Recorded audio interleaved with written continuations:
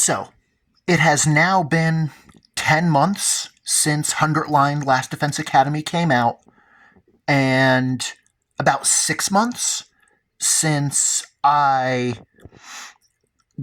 finished the process of getting all the endings. So I've had plenty of time to, ruminate and think about the game, right? And basically, after this time, I feel like that I have 3 major complaints with the game. Now, the first is that I feel like that there are not enough unique battles or bosses after you get Ending 0, and that there are just too many routes where, when you play through it, all the gameplay is old, and therefore you are either playing through a battle that you've played through before, or hitting the skip button because the game knows it's the same. And that, for example, if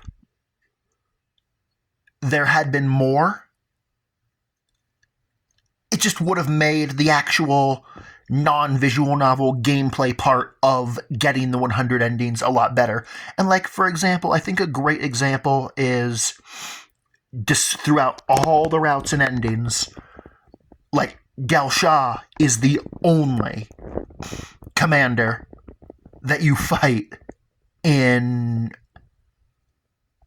after Ending 0. And that's just not really enough. Now, I get that, you get to a point where it's not about the battling, but it is also, does get to a point where it's you've gone through it so many times and they're still acting like that it's, hard canonically for the characters to fight, and it's weird. And then the second thing is that...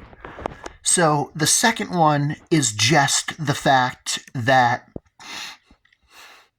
we have 100 routes with 100 endings, and that despite all of that,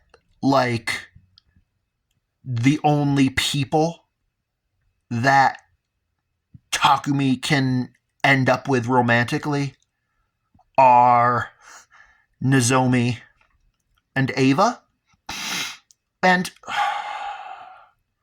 I guess sort of, kind of Veshness, but not really. And even that feels weird. Now, obviously, I know why that's the case, and I'm not going to spoil why in this video. But I also feel like that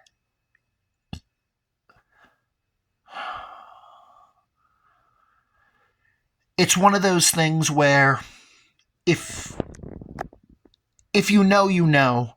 But I also feel like that it's weird that, it's weird that, 100 different timelines, and there's not one where a forbidden romance blooms. Just statistically, that's unlikely and doesn't make a whole lot of sense. And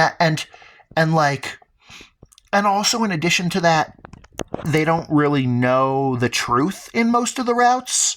So it would have been easy for them to make a route where 2 characters get together without knowing the big twist, right? Because obviously, in the routes where they know the big twist, it makes sense. But in the ones where they don't, it's, weird, right? And then the third and final point of just okay, is the cognitive dissonance of Nozomi.